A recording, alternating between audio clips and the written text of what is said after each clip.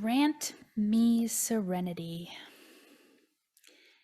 The Serenity Prayer, which is attributed to Reinhold Niebuhr, emerged in the late 1930s in the face of a rapidly changing society. Many of us are familiar with the Serenity Prayer because it was adopted by Alcoholics Anonymous and other 12-step programs. This simple prayer is based on a profound principle, and I find myself returning to it when I need centering. I invite you this morning to focus on that profound principle, the opening to deeper inner reflection and peace. This is a prayer written by a Christian theologian, and if using God isn't prayerful for you, it could begin with God of our many understandings, or Spirit of life, or my complicated human mind. Grant me the serenity to accept the things I cannot change, courage to change the things I can, and wisdom to know the difference. 3 steps to finding serenity. The first, accept the things I cannot change. There are so many things we cannot change, more than maybe we'd ever like to admit.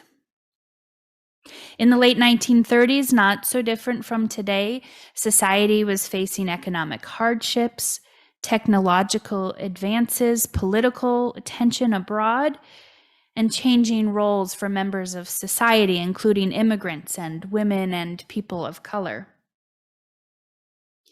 Now, more than ever, we are affected by the news, by outside events. We read and we listen all day long. We worry and we lose sleep, and yet we cannot control any of that. Sometimes focusing on those big, far away issues helps us ignore the things that are a little closer to home. I worry about my niece's school experience, or if my parents will stay safe. I worry if I'm a good mother, a good wife. Much of what I worry about, I cannot control, and that is hard to accept. Many philosophers, religious traditions have explored these ideas and have helped us try to understand how to face our lack of control in these aspects of being human. They invite us to acknowledge our complicated human minds. We share a common capacity to love and to hate, a capacity to get sick, a capacity to think and to learn. That capacity is perhaps beyond our control, the learning not so much. In Buddhism, the Four Noble Truths ultimately challenge us to let go of the things we cannot change. This core of Buddhism starts with accepting the basic human suffering is the basic human experience. This human experience of suffering is caused by the cycles of life, birth, aging, and death, and all the physical and psychological makeup of those experiences.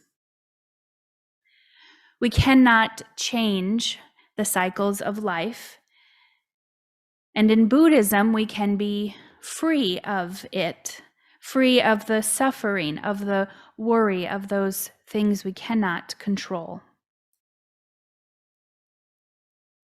In the Judeo-Christian tradition, we hear in Proverbs, "In their hearts, humans plan their course, but the Lord establishes their steps." For many in these traditions, there is a belief that God has a plan, and we should trust in the mystery. Trust that these things beyond our control are under God's control. Even when God has a plan, most Jewish and Christian folks today believe in free will and separate human choices or things we can change. In all of these practices, accepting what we cannot change requires honest reflection. Whatever way we find freedom from the things we cannot change is an important practice. I'd like to invite you now just into a moment of silence for you to reflect on some of the things in your lives or a certain time when you faced something you could not change, or maybe it's something you're facing now. Call that to mind and hold it for a moment.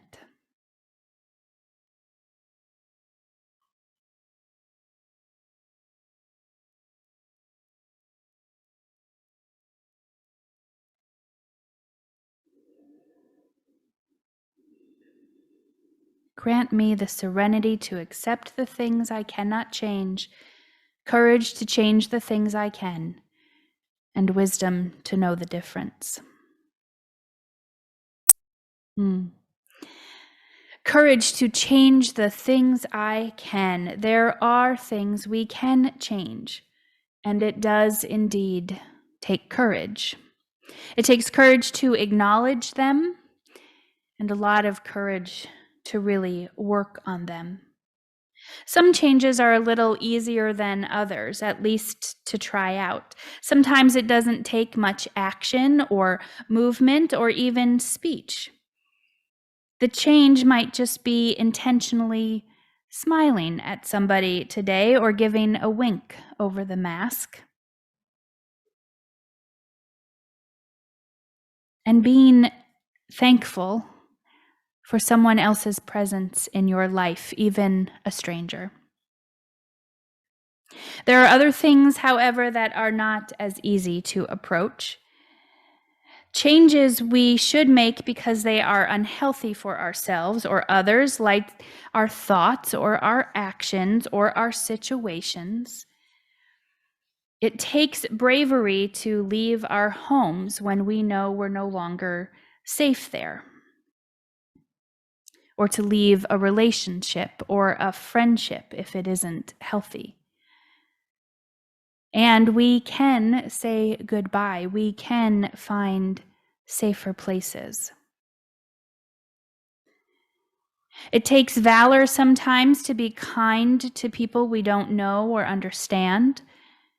And we can practice honesty, kindness, and forgiveness. And it requires as much courage as humility to look inward to the places where we know we are not our best selves, the places that we can change. In my ministry, I know there were things over time I wanted to change or adjust a little to make space for others. Things like my extroverted tendency to fill in the quiet or quickly take the lead in a conversation. Tendencies which would ultimately shut other people out or turn them away. This was not easy to admit to myself. Those were tendencies I was proud of. I love jumping into the conversation. I almost always know the right way to do something. Thank you for laughing. And then I am the type of person who gladly accepts the nomination to be in charge. But those tendencies were preventing others from being their whole selves. It was preventing other voices to come forward in leadership. So I began to acknowledge those things about myself and be intentional about changing, and it was exhausting. I was constantly biting my tongue or stepping back, worrying if I was being authentic, figuring out how much I should say or how much I should be quiet, and looking at my past and where those tendencies come from and how they have played out in different places in my life. So as I practiced, I started to see a change. I know I will always have those tendencies, and I will always have to be self-aware of the things that I can change. I know that those changes have made a difference in my friendships and relationships and in my ministry and even in my daily interactions. Those relationships have become more healthy for both me and the people I interact with. One summer when I was a hospital chaplain, I visited regularly with a man during his chemotherapy appointments. He loved to talk about his family and his garden, but never about his illness. He often told me stories about his great-granddaughter and how every time he went to the hospital, she lived with him. And so he would be going to the hospital regularly for these chemotherapy appointments, and he would, the little girl would try to give him her little lion, her little stuffed lion, whose name was Snuggler. He laughed as he told me the ways he would distract her and sneak Snuggler, on the mail table or leave him in the car. He never wanted to be seen carrying a stuffed animal in public. Over the weeks, it became a joke, and I'd ask him, "How is Snuggler today?" And he'd give me an eye roll. And then one night, I was on duty overnight, and he was admitted to the hospital. And it was a scary wake-up call for him about the seriousness of his illness. So we talked that night, more about his family and his garden, but finally about his illness and his own wondering about what would happen after he died. We talked about the things that he could do now to take care of his family and his garden, the things that he could control over the time that he had left. And the next week, when he came back to his chemo treatments, he had Snuggler with him. I smiled and I bowed down to the king. And instead of rolling his eyes, he shrugged his shoulders and he said, "It means a lot to her." Of course, it meant a lot to him, too. Having Snuggler on his lap was a sign that he had accepted that he was dying. That was beyond his control. But he knew that his changing attitude while living was something he could change, and it was important. Changing the things we can takes courage and humility. I invite you into another moment of reflection to think about a time that you faced something or something you're facing now that you can change.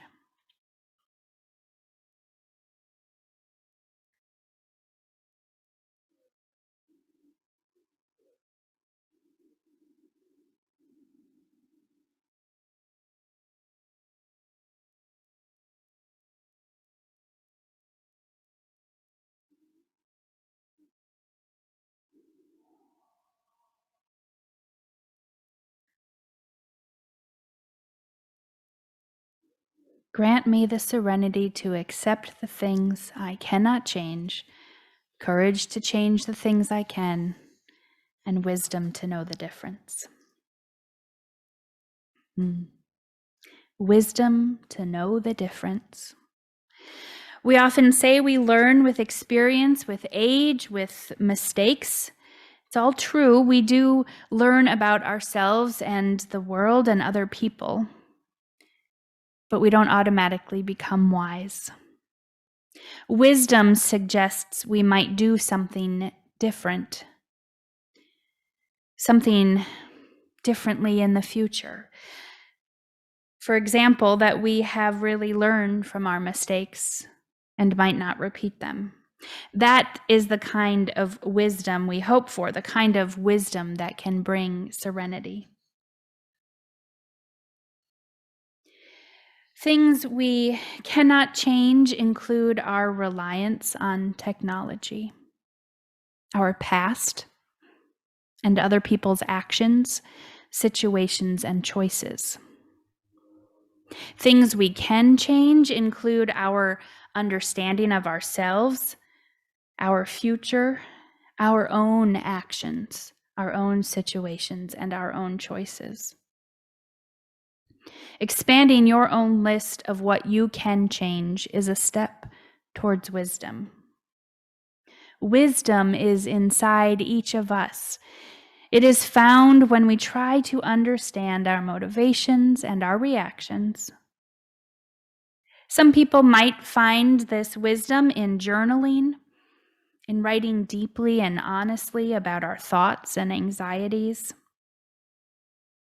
Some people might find it helpful to do this kind of reflection in small groups, or in individual therapy, or in a church. When we find ourselves anxious or upset about something happening in our lives, it's important to notice that and to pause for a moment. It feels easier to push through those times, but when we are honest about what's happening, then we can honor that transition time of figuring out what we can and cannot change. That is where we find the wisdom. On the other side of the confusion and unknowns, we can ask tough questions. We can be honest with ourselves and others, like, what am I responsible for? And what is the limit of that responsibility? Let's pause for one more moment as we consider what might help you gain wisdom on knowing the difference between what you can and cannot change.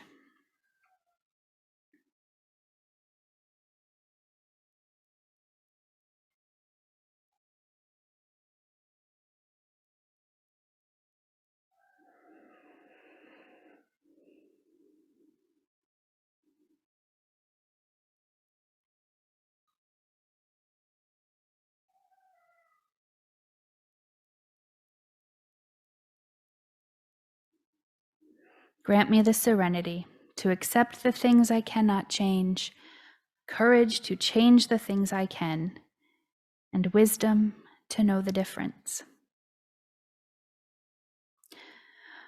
Ultimately, from simple changes like smiles and winks and stuffed animals, to work on ourselves, to displaying love and compassion in the face of difficult times, there is so much we can change. Having the courage to change those things will impact our lives and the lives of those around us in immeasurable ways. May we all find serenity.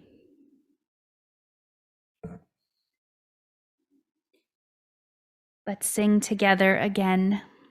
Number 298, Wake Now, My Senses. Would you please rise in body or spirit?